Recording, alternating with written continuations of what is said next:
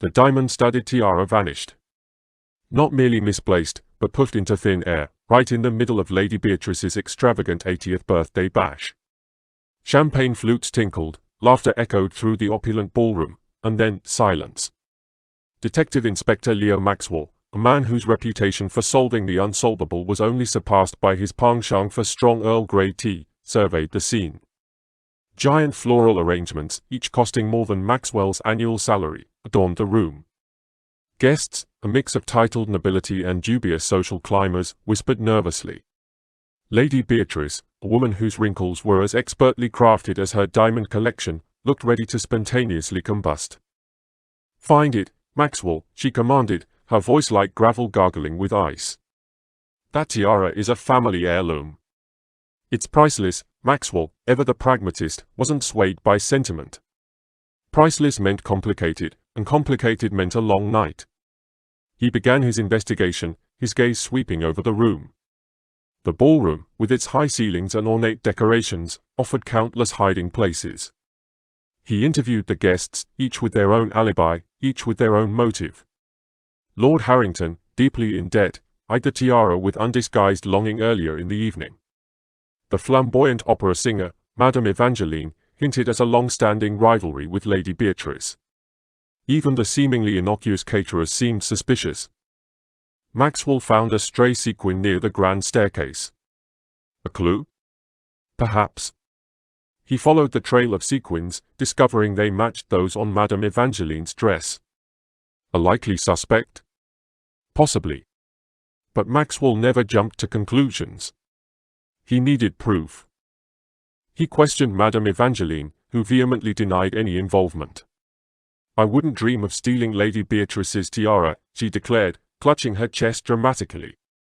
"We may have our differences, but I'm not a thief," Maxwell pressed further, pointing out the sequins. Madame Evangeline scoffed. "Darling, every diva uses these sequins. They are hardly unique," he had to agree. The sequin was a dead end. Frustrated, Maxwell retreated to the library, hoping a quiet moment would spark some inspiration. He noticed a small, almost hidden door behind a bookshelf. Intrigued, he opened it, revealing a narrow, winding staircase. Where did it lead? He followed the stairs upwards, finding himself in a small, dusty attic. Cobwebs clung to everything, and the air was thick with the scent of mothballs. He saw a trunk in the corner. He opened it, and his breath hitched. Inside, nestled amongst old costumes and forgotten trinkets, was the tiara. Relief washed over him. Case closed. He carefully picked up the tiara, admiring its intricate design. But something felt off. He examined it closer. It looked different. Lighter. The diamonds, though sparkling, seemed less brilliant. He rushed back to Lady Beatrice, tiara in hand.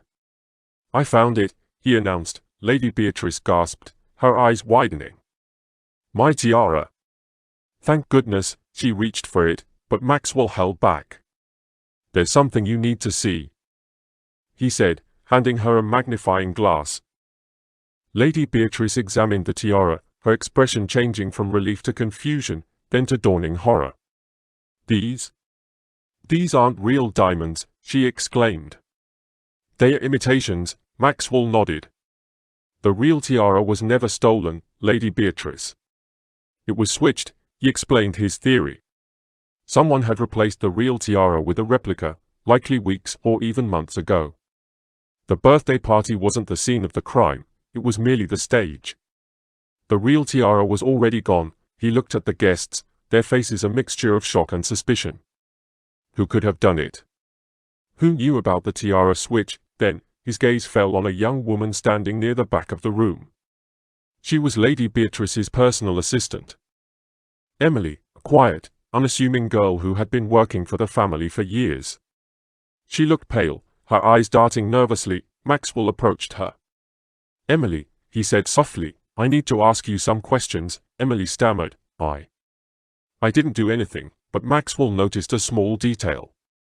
A tiny, almost invisible scratch on her wrist, hidden beneath her sleeve. He gently pulled up her sleeve, revealing a faint, almost healed-over wound. That scratch, Maxwell said, it looks like it could have been caused by something sharp. Like a diamond, Emily's eyes widened in panic. She tried to pull her arm away, but it was too late. I know you did it, Emily, Maxwell said. But I need to know why. Emily burst into tears. I didn't mean to. I needed the money. My mother is sick, and I couldn't afford the treatment. Maxwell felt a pang of sympathy. He knew what it was like to be desperate. But that didn't excuse her actions. He turned to Lady Beatrice, who had been watching the scene unfold in stunned silence. It's up to you, Lady Beatrice, he said. Do you want to press charges? Lady Beatrice looked at Emily, her face a mixture of anger and pity. After a long pause, she sighed. No, she said finally. I won't press charges. But you have to return the tiara, Emily. And you have to get your mother the treatment she needs. I'll help you with that, Emily sobbed, thanking Lady Beatrice profusely. Maxwell watched as the police escorted Emily away, a complex mix of emotions swirling within him. He had solved the case, but the ending was far from what he expected. The real twist wasn't the identity of the thief, but the unexpected act of compassion from the victim. The diamond-studded tiara, it turned out, wasn't the only thing with hidden facets.